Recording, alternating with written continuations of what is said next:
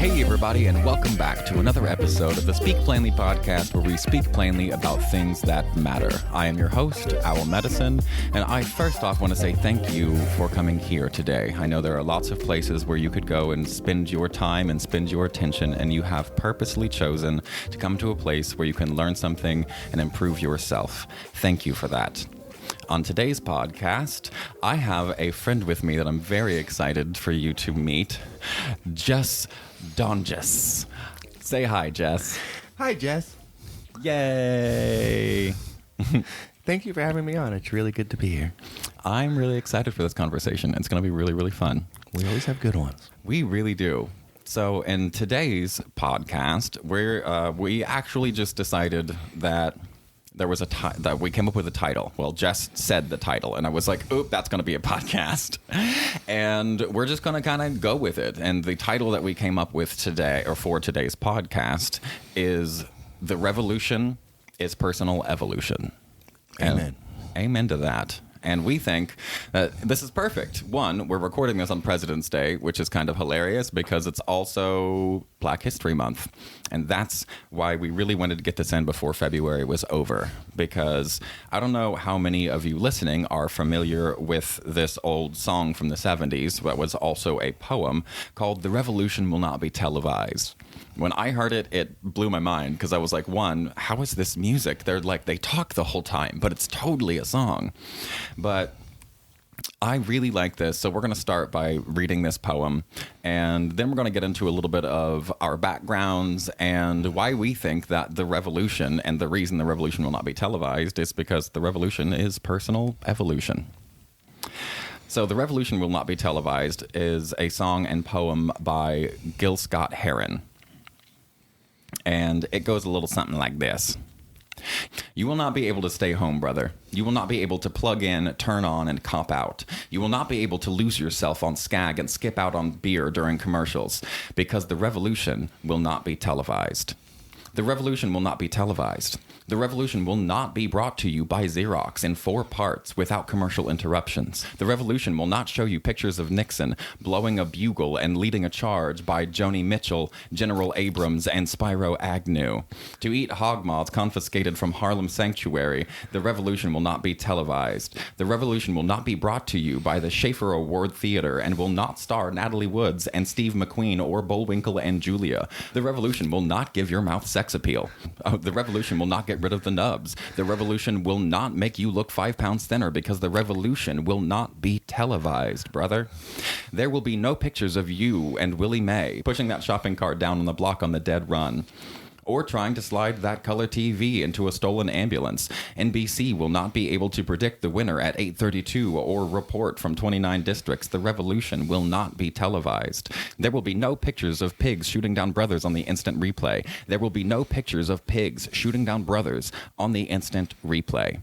There will be no pictures of Whitney Young being run out of Harlem on a rail with a brand new process. There will be no slow motion or still lives of Roy Wilkinson strolling through Watts in a red, black, and green liberation jumpsuit that he had been saving for just the proper occasion. Green Acres, Beverly Hillbillies, and Hooterville Junction will no longer be so damned relevant, and women will not care if Dick finally got down with Jane. On search for tomorrow, because black people will be in the streets looking for a brighter day, the revolution will not be televised. There will be no highlights on the 11 o'clock news and no pictures of hairy armed women liberationists and Jackie Onassis blowing her nose. The theme song will not be written by Jim Webb or Francis Scott Key, nor sung by Glenn Campbell Tom Jones, Johnny Cash, Engelbert Humperdinck, or the rare earth, because the revolution will not be televised. The revolution will not be right back after another message about a white tornado or white lightning or white people. You will not have to worry about a dove in your bedroom, the tiger in your tank, or the giant in your toilet bowl. The revolution will not go better with Coke. The revolution will not fight germs that may cause bad breath. The revolution will put you in the driver's seat. The revolution will not be televised. The revolution will not be televised. The revolution will not be televised. The revolution will be no reruns, brothers. The revolution will be live. Awesome. God, isn't that great? It is. And that's the thing about great writing. It never goes out of style. It still pertains to everything. I mean, that was written long before the internet. Oh, yeah. Long before. You know, when there were 3 channels, not even cable yet. And yet all the principles he's speaking to, all the things still apply 100%. They do. Yeah. And that's one, a sign of great writing, like you said, and 2, a sign of how sadly things haven't quite changed as far as the revolution goes. The more they change, the more they stay the same. They sure do. I definitely remember a time not very long ago in my life where all I wanted was for the revolution to happen and everything to crumble, and I kept expecting it to happen. It kept seeming like it was going to happen, and then it never came, and now I'm just chronically disappointed that the world hasn't already burned. But whatever.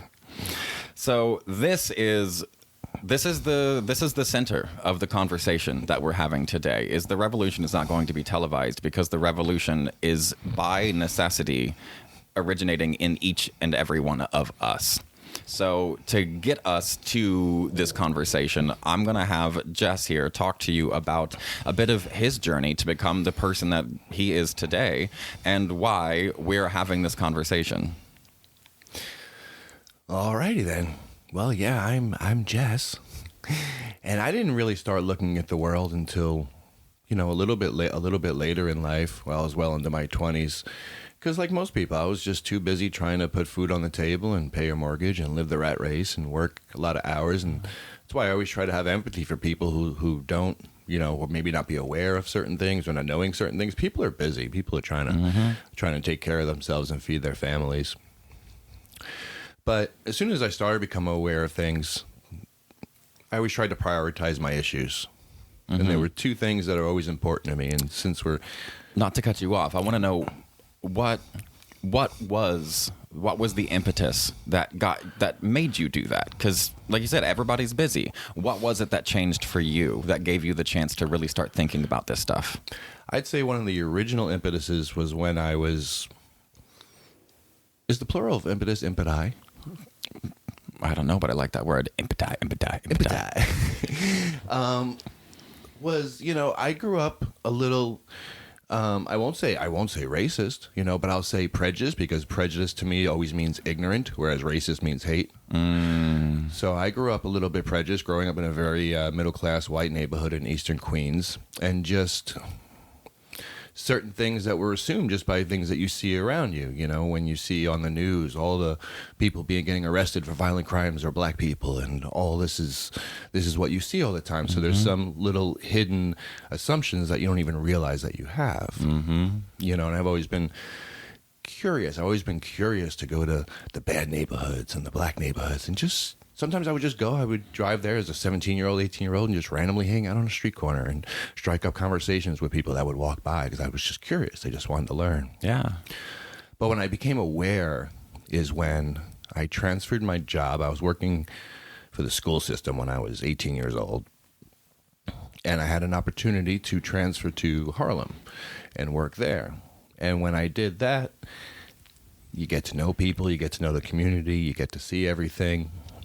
And that's when I really became aware that I had all these hidden assumptions that I didn't realize I was having. And that's when you start opening your eyes to, well, why am I seeing all this all over the place? Why am I seeing this on the TV? Why am I seeing this everywhere? So I think that was the original impetus for knowing that things were not quite right, knowing that things weren't fair. And my main focus, like I was going to say before this interruption, was always prioritizing issues And the biggest two issues for most of my life, I'd say it's gotten a little more complicated the last 5 years. But the two biggest issues would be illegal war and illegal incarceration. Yeah. And both of those things affect black and brown people more than anything else that I can think of. They sure do. Still to this day. Yeah. All right. So when I first went to Harlem, that was the first feeling I got. I saw all the buildings boarded up. There were hardly any businesses, and the few businesses that were there were usually run by Koreans or Chinese. And I was like, I just remember, realizing like, wow, when I grew up, I was 13 years old working in a gas station. I was 14 years old working in an Italian restaurant. I was 15 years old working in this place. And I had all these opportunities all around. And I'm looking around this neighborhood, and I'm like, what is there? There's no opportunity. Wow. Yeah. That's an eye-opener. There's absolutely no opportunity. And then you start looking at things like, why are there prisons filled up with black people when every single study in the history of the world shows that drug use is equal across every race, every class, every age, every nationality? It might be different drugs. They might have every group has their own thing they like to do, but the actual drug use is equal. Every study in the world has shown this. Nothing's ever shown against it. So why are the prisons filled up with nonviolent felons of black and brown people constantly? And once you start down the road, it's kind of hard to stop. Yeah, I mean that's a great place to launch off into.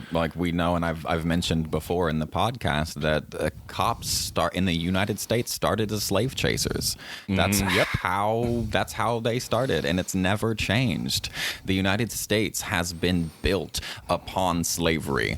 And it hasn't changed. It's still the same. We're still using the black people in prisons today to make shit for us, as well as basically creating slavery in foreign countries that we don't think of as slavery because it's out of sight, out of mind, not in our jurisdiction, and we don't own them. But when you are in a place like you have been talking about where you have no opportunity, whatever opportunity is presented to you, no matter how garbage, whether that's joining a gang or joining a sweatshop to be able to pay the bills, that's all you get. That's all you get. That's why the revolution has to happen, is because the narrative is so well controlled by the media, and we both agree people are basically good. Yes. People at their core are basically good. I believe that. The way I put it is individuals are fantastic, people suck. It's just group mindset that sucks. Mob mentality. Yeah, exactly. But at the heart of us, I think we're all good people, and it's just that lack of exposure that you were talking about that raises all of us to be prejudiced. I know I sure was. I grew up in a completely white everything area. I didn't see my first black person until 6th grade in real life. It was just something I'd seen on TV, and I was like, oh, cool, your hair is so different, and it was just totally different for me. And then I got transferred. Well, I joined the military at 18, and then I went from... That's a melting pot. It is such a melting pot. And then I went from small town Indiana to Washington, D.C., the chocolate city. It doesn't get blacker than D.C. unless you're talking Atlanta. And then they can have a throwdown about it. And what I realized, what was interesting for me was... What I realized joining the military with being such a melting pot, and my best friend there being a Mexican lesbian, and then all of my other closest friends that lived in Southeast DC, which is where I was, which is the worst part of DC. I, on a couple of occasions, had to find new routes home because there were dead bodies in the streets, all old school with the little orange tags and the chalk lines and shit. I was like, I thought it was only in movies.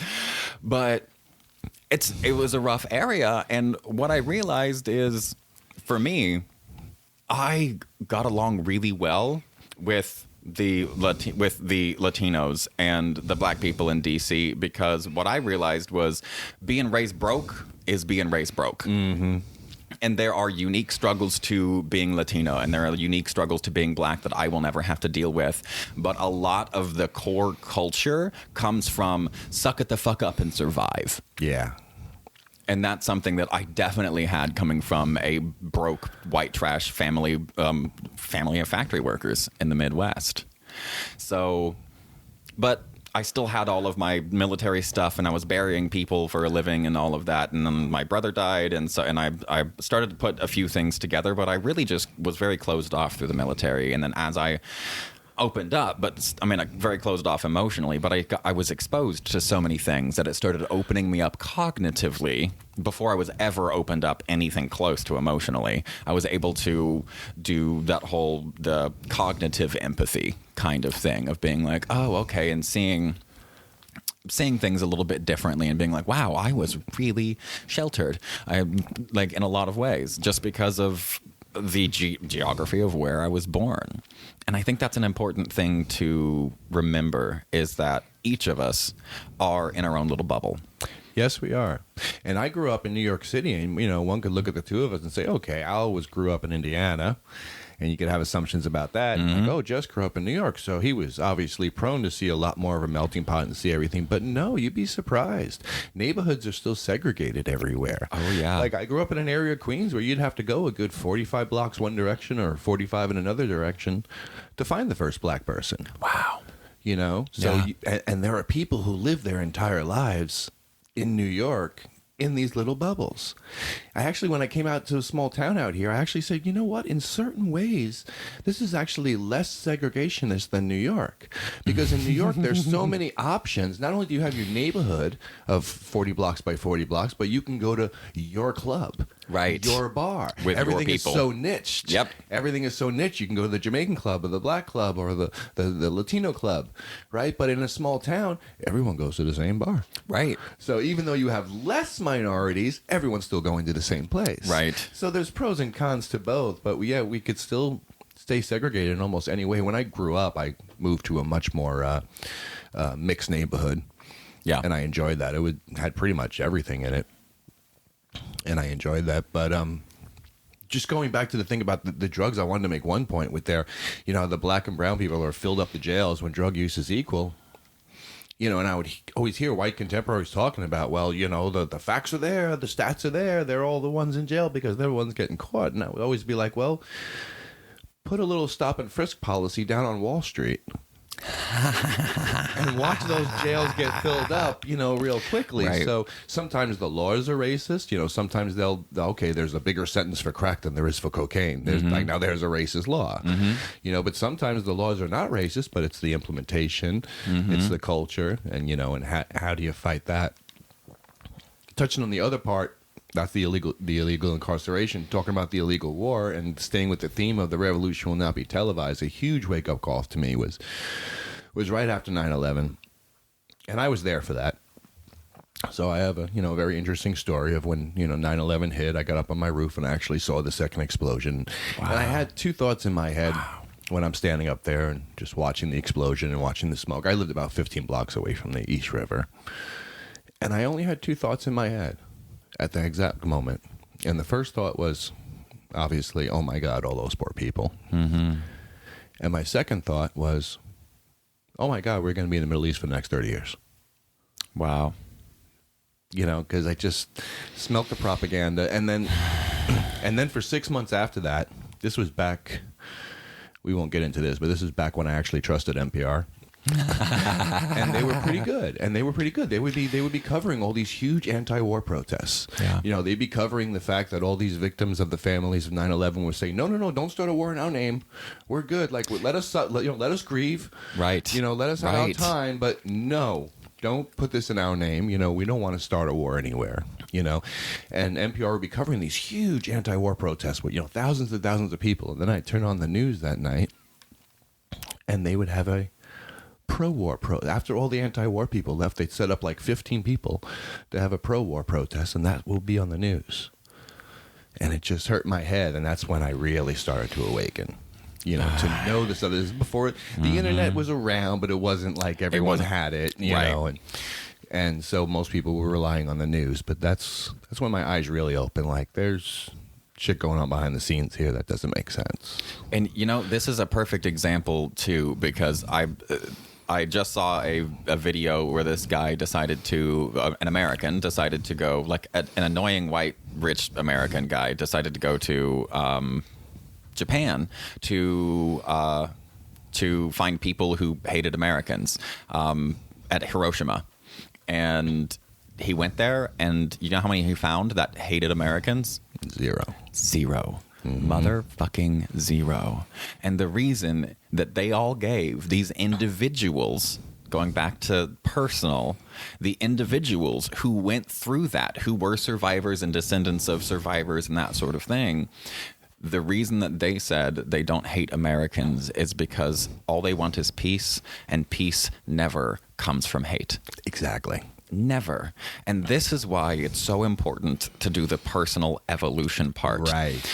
And why mass media is so dangerous, because we want to be outraged on principle. And that's a dangerous road when you're distant from the actual event. Like, I'm a very principled person and my values are very important to me and all of that, but it reminds me of a book my friend had called it was The Tyranny of the Expert. Oh, yes. And I'm aware it's of that book. so good because it's about exactly this, of like the expert and the principles that they know and the systems and all of that. And when you go and you try to take an expert's philosophy or an expert's plan and implement it into a situation that they've never been in, even though they're the expert, it very rarely, if ever, works. But if you leave it the fuck alone and you let people who actually survived personally through whatever the trauma was, they spontaneously create their own grassroots solutions. Yeah, and I'm glad you brought me back on task with the theme of the thing, because we didn't want to sit here and talk about the problems all day long. We could all sit here and talk about that and speak to our echo chambers and mentally masturbate to that all day long. But where that leads to is like, oh, okay, so you're talking about revolution. So you got to change all this stuff. You need revolution. Well, how are you going to get that revolution? If you get it by force, like, oh, you're going to fight the government, you got to get all your guns, you do all the things. Well, even if you succeed, what are you replacing it with? Didn't you just take it back by breaking the same principles that they were breaking the entire time? So what are you left with there? What are you going to rebuild with if you don't have those principles right there? Right. So I think that's a really good point. And the revolution, you know, in my opinion, what I've come to, I'm 54 years old now, and I've been active in geopolitics and being aware of all the things for 30 years now. Mm-hmm. And that's what I'm fully convinced with. There's no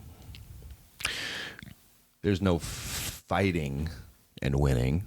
Not against any kind of external thing. Right. You know, we have to lead by example. And one of my favorite activists, you know, she's always told me, you know, it starts with how you raise your children. Absolutely. You know, are you going to be an authoritarian in your own home and then fight authoritarianism out in the world when it affects you in a negative way? You know, are you going to allow your children to be free and be creative and do whatever leads them? You know, I mean, that's a big part of it. Not that you have to have children to do this, because really at the end of the day, it's a personal thing. You're not going to allow your children to do this if you haven't done that work yourself. Exactly. And the thing about fighting our government and things that are worth fighting is the reason they're worth fighting is because they've created massive problems. And we've had this conversation before. Massive problems come from massive systems, and those massive systems have power. And then if you actually somehow do manage to make any kind of dent in that system, you have to have a motivation that holds you through the years and years and years, the decades or more of effort. And very few things can provide enough impetus to do that. And one of the few things is anger and hatred for that enemy. And man, I've used it for years. That shit can keep you going.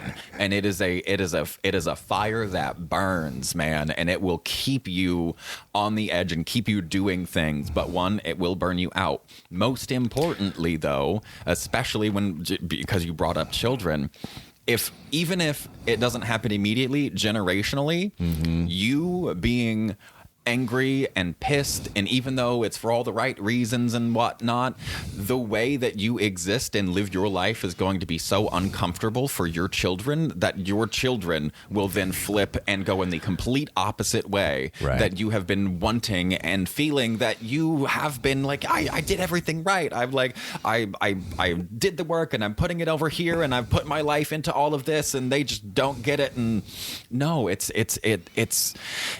is about the way that you carry yourself. Karma doesn't care if you're justified. Oh, bitch. Ow. That's good.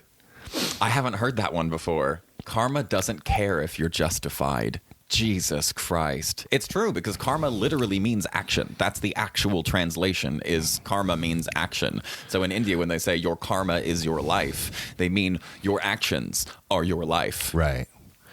And never the what, always the how. Exactly. Never the what, always the how. So this is...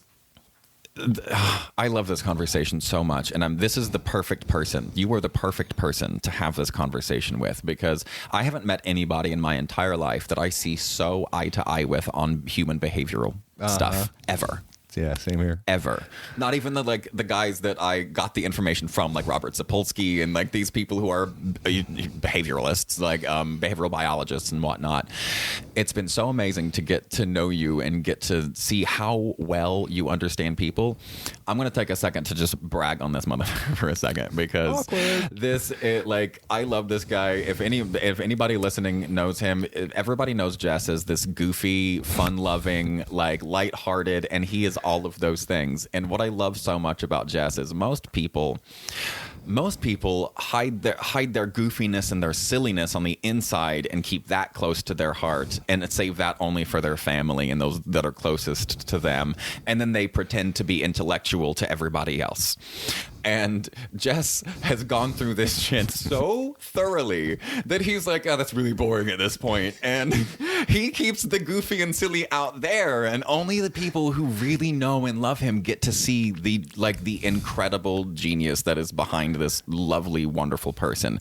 So I'm going to move us now to, well, what the hell do we do about it? Because the reason I brought Jess on is not just that he's a friend, but as a behavioralist, he really understands human behavior. And really, for me, you guys have heard me talk a million times about human behavior is pretty much context dependent.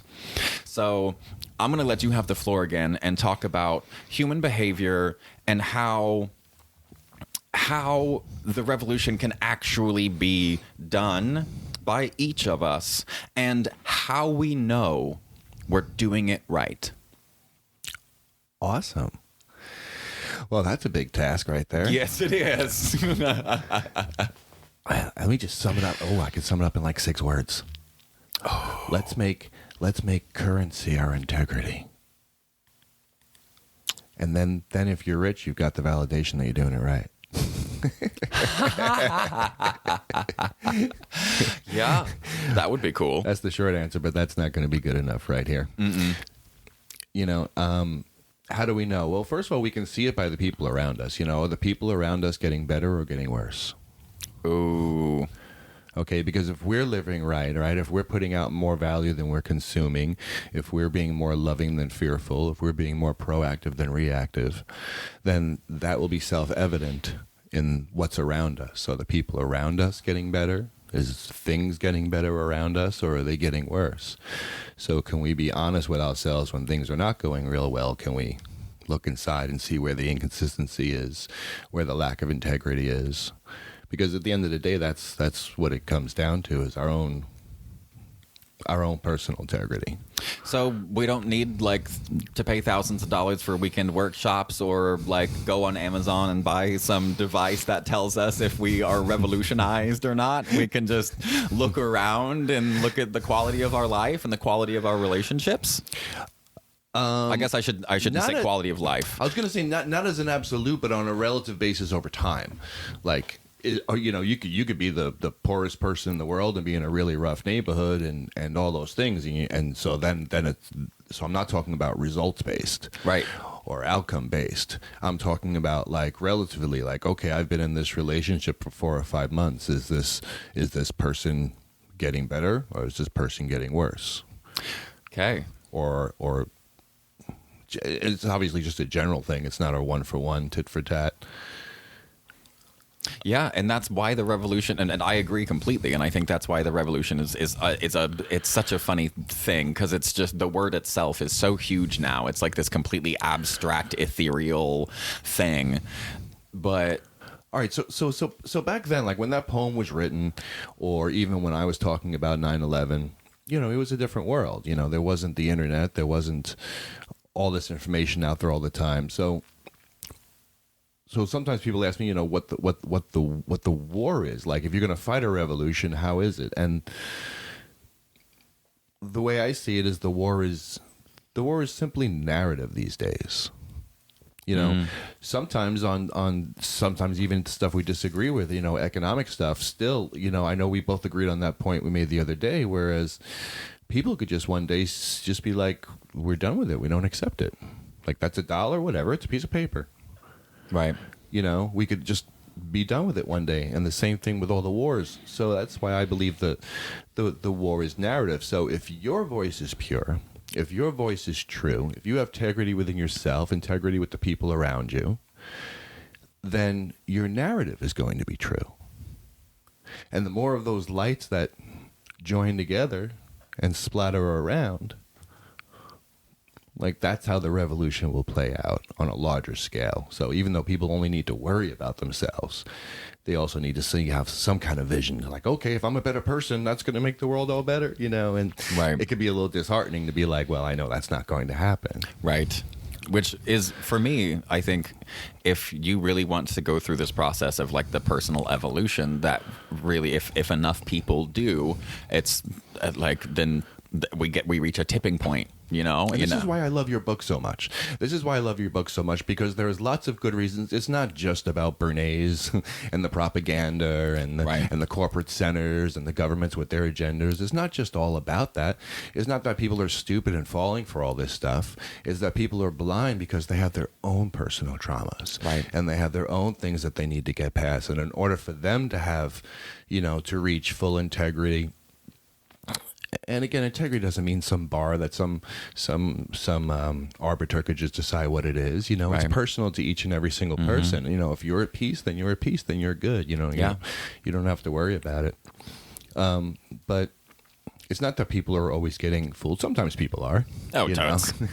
Yeah. But people have their own personal traumas that they haven't gotten past. Sometimes they're generational traumas. Sometimes they're traumas from their childhood. I certainly read your story, and there's very real traumas there. I mean, just think about the children of, not to get too political, but the children of Gaza right now. I mean, it's hard to not get teared up just thinking about it.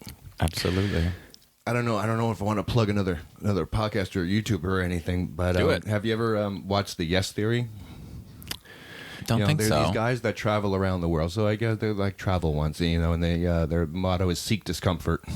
They have a great podcast with Winhoff that you would probably love. Fun. But they just they go absolutely everywhere they can, and they were in Syria. I was watching an episode the other day, and they're walking around all these towns that have been utterly destroyed. But they're it's just like your story that you were saying earlier, talking about the individuals, the people, and like, no one hates Americans. They're like, oh my God, they thought people would be very sensitive to having their picture taken and them taking video and stuff like that. But nope, quite the opposite. People are like, please take our picture, put it out there.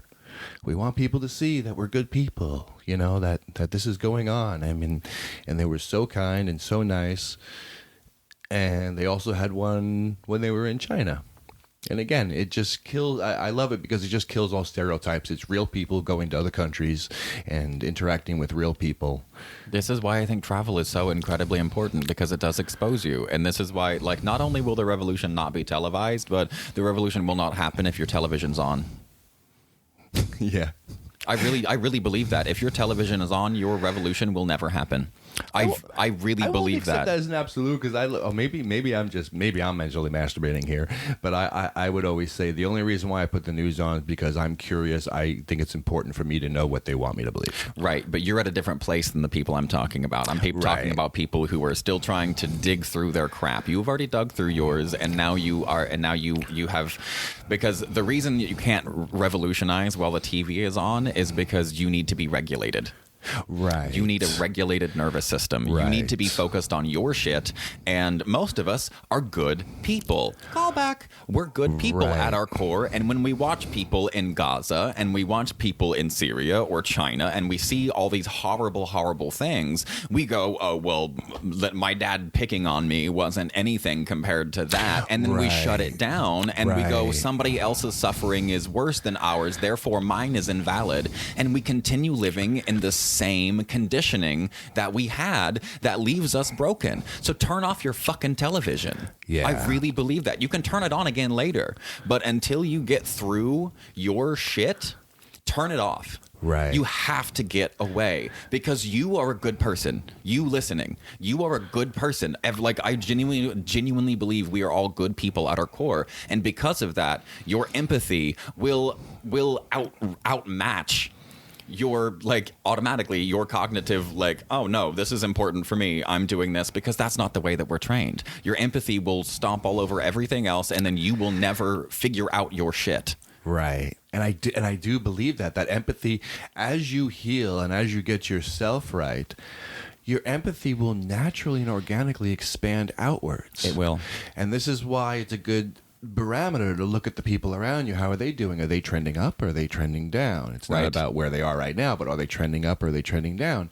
And your empathy will expand. So I feel like the happiest I've been in my life are the times I'm most focused on the biggest injustice, the furthest away from me, whether it was the war in Iraq or in Libya or Syria or wherever it is.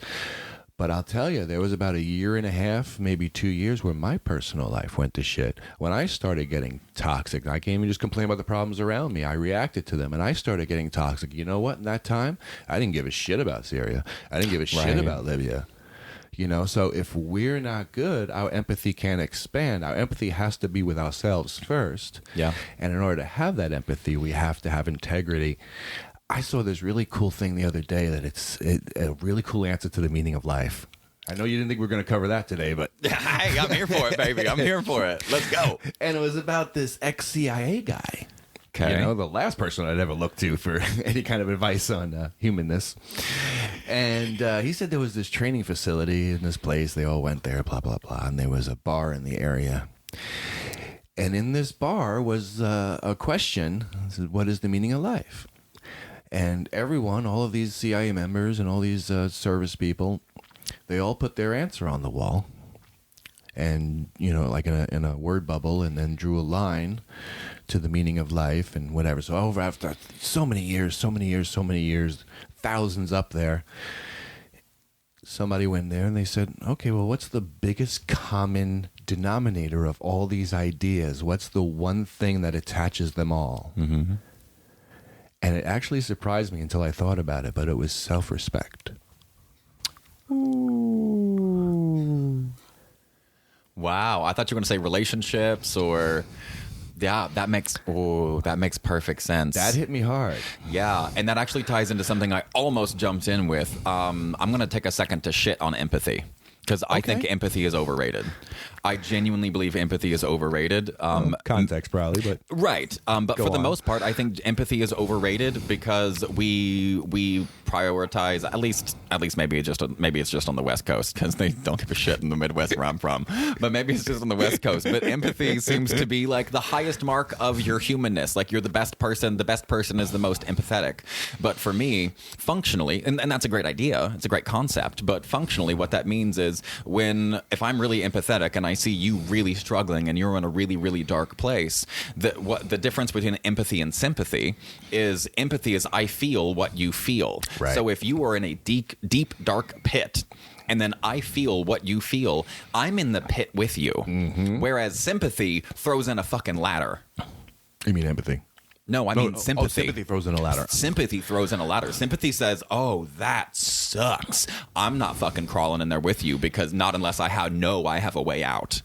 Be the lighthouse, not the rescue boat. Exactly. Be the lighthouse, not the rescue boat. That was right. You have to protect your own energy first and foremost. Exactly. Otherwise, you're not going to be able to help anyone. Exactly. It's almost like a virus in a way. Like it's a Exactly. Empathy, it takes over. And in a world where everybody is so divided, like the good people are being as empathetic as we can because we're trying to bring everybody together, but then we're obliterating our own boundaries and our own self-respect because we're just worried about pulling everybody together and feeling what everybody feels, and then we become overwhelmed. We can't deal with our own nervous system. We can't deal with our nervous system regulation, which means we can't deal with our own shit, which means our children will hate us or whatever. It's this constant cycle. So this is why I harp on accountability so freaking much. It's why I constantly harp on accountability, because we need empathy. But I think empathy, Charles Darwin said that empathy was the strongest character trait in all of the human species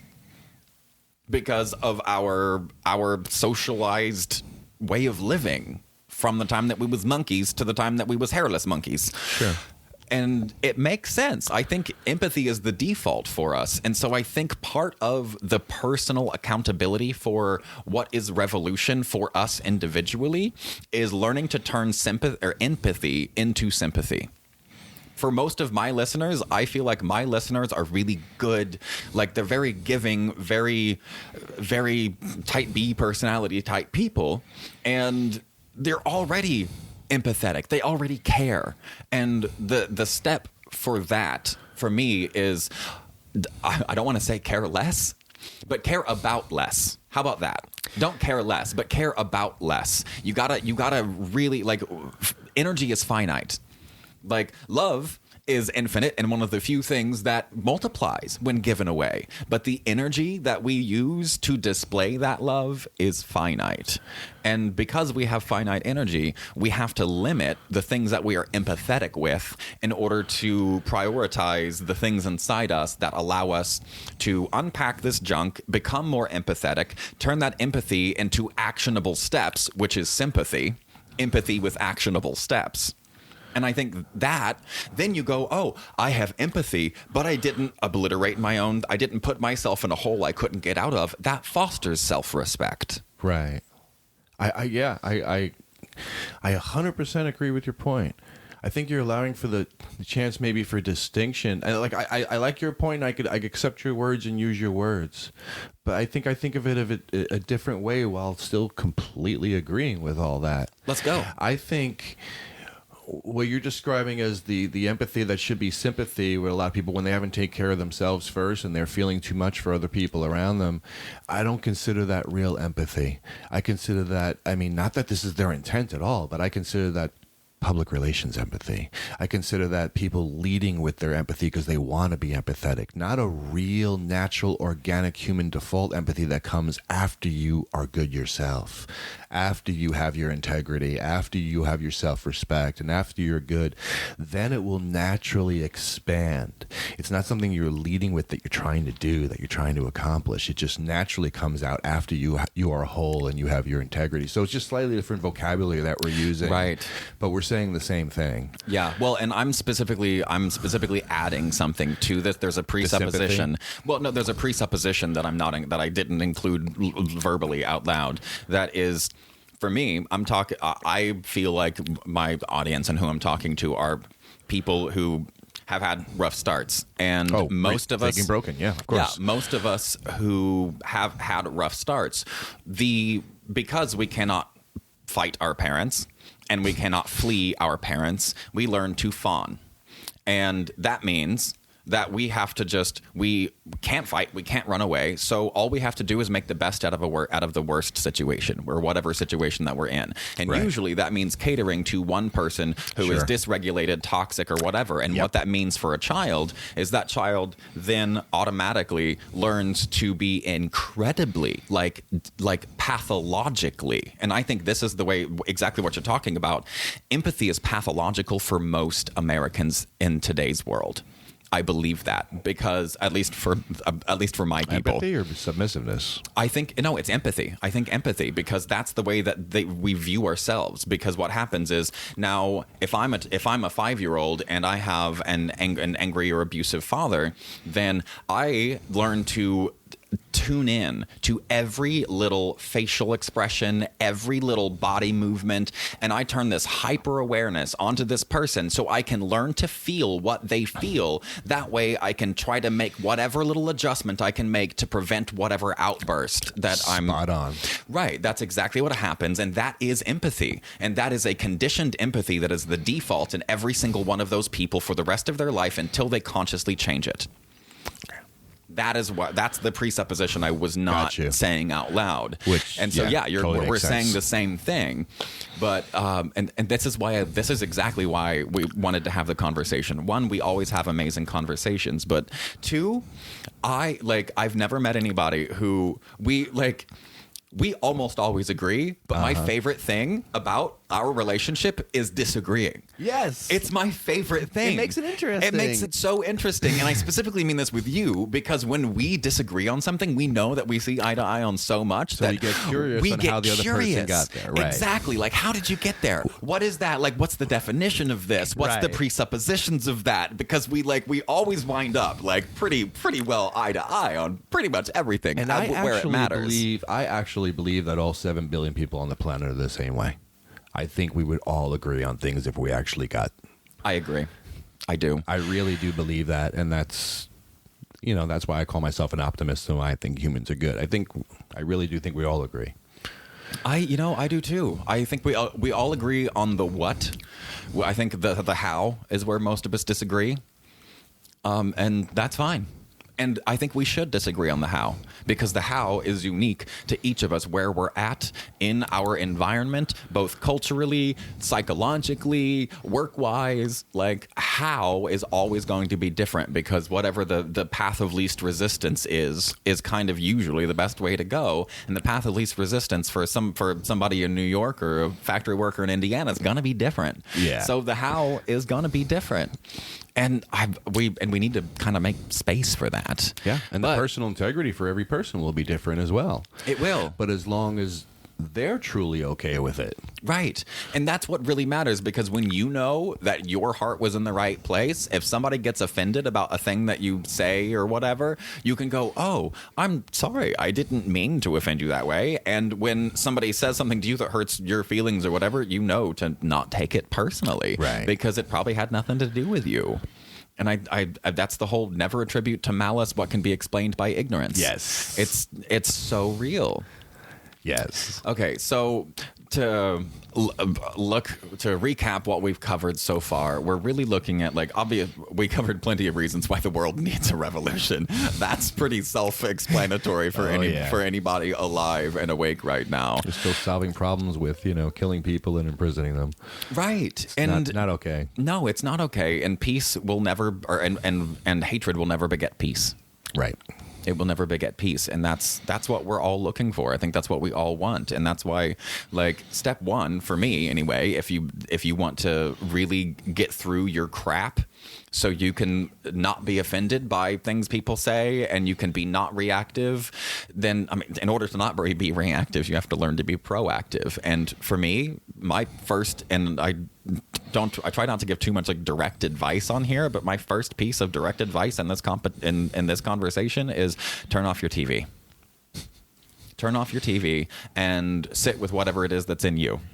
Right. Even if it's just for a few minutes a day, set a timer. Set a timer to go, what's happening in my body right now? And write it down or whatever. But step one, turn off your TV, because the revolution's not going to be televised. No, and I don't not. think the revolution is going to happen so long as you are glued to that TV. It might be live stream, though. It could be. It could be. And well, this isn't quite live, but it'll be out in a couple of days. And this is pretty close. This is all. It's been such a good conversation. I want to ask you for a couple more closing, main points for people to kind of really take away, to go, what people who are in the place of, I want my life to be a bit more peaceful, and at the same time, I want to make the world around me a better place. What actionable steps? Because it's all about personal evolution. That's what we've covered so much today, is that we all need this revolution, and it starts with our own personal evolution. So what are the things that Jess thinks are the most bang for your buck for a person who probably has a little bit of trauma, a little bit of dysregulation sitting in their nervous system, and is struggling to regulate themselves and still care about those around them? All right, if you asked me that 5 years ago, I would have been very nuts and bolts about it, and I still might do that, but I will say a quick term that I've learned in the last couple of years, which I think applies to this, is shadow work. Okay. That's a recent term for me to have learned, but as soon as I learned what it was about, it was like, oh yeah, that's what I've been talking about. Like that stuff. Like Describe that to me. What's shadow work to you? It's not fun. It's looking at yourself, the deepest, darkest parts. And I'll tell you, the biggest one for me was the biggest ones are the hardest ones to find, because they're not going to be so obvious. Like, oh, I kicked a dog yesterday, and that's evil. That's shadow work, but it's not deep shadow work. The real deep stuff, I mean, I don't know if I want to be this vulnerable on air, but I mean, I'll just say it. I always played the nice guy card. Like, I was one of those guys like, oh, why is this girl with that guy? He's an asshole, and I'm a nice guy. Why aren't I getting a girl? And I would always be polite and nice to the girls and want to be their friend. And it took me a long time to acknowledge that I was playing the nice guy card because I wanted something. I really appreciate that. And it doesn't mean I'm evil. No. But it means I better be self-aware. Right. And I better be honest with myself about what I'm doing. Yes. And I'll tell you, and I've always been so awkward and uncomfortable around new pretty girls that I met. And as soon as I did this shadow work and really tackled it myself, no more awkwardness. It's like they can pick up on the fact that there's no ulterior agenda now. It's like they can see, so I get a more fulfilling life and a more honest life.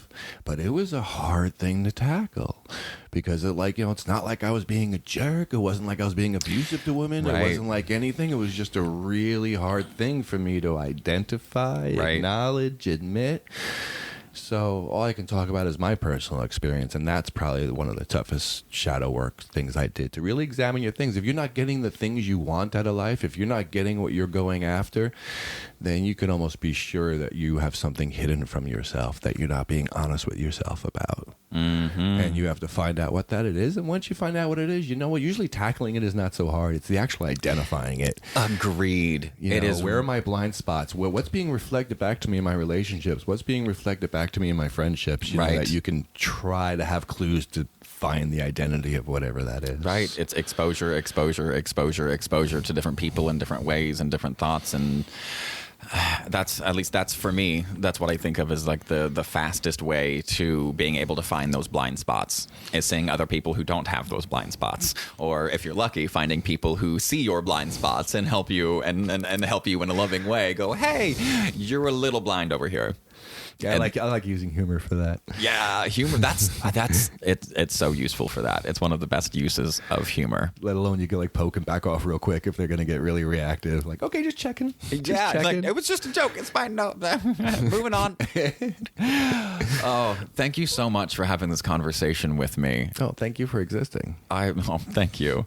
This is it. It's been a wonderful conversation, and I definitely want to have you back and have another one, because the subject matter is poignant for now, but as Stephanie suggested when we were talking about this, it really is this desire to understand that I think this is what we can offer. Right. The content is fun and interesting and all of that and great, but I think the most valuable thing that you and I can offer to people listening is the actual desire to, when we disagree, to understand why, understand where, right, and not judge at all, and be like, okay, cool, that's where you're at, that's what you see, cool, I can see that. And I think that's really easy for us. At least it's easy for me, because I just have incredible respect for you. Same here. I have incredible respect for you and the inner work that you've done that I wasn't around for, but I can see how obviously was done. I really appreciate that. So thank you very much for coming on, and thank you very much for joining us. Thank you for listening. If you enjoyed this podcast, leave us a comment. And it was actually suggested to me yesterday that I start having an Ask Owl little segment in my podcast where it's just like when you remember the old school days when you used to write in to like columnists and stuff and they'd be like, ask Amy, and they'd tell you shit. Exactly. I couldn't remember her name. Dear Abby. That's exactly who I was thinking of. So if you have any questions like that you'd like to leave, go ahead and leave that in the comments. And again, thank you so much for joining me. There's a lot of places that you could be, and you chose to come here and listen to something that is going to improve, hopefully, your life, your quality of life, and make you feel like you've gotten a little further than you were before. Thank you again, and remember, stay curious and stay uncomfortable.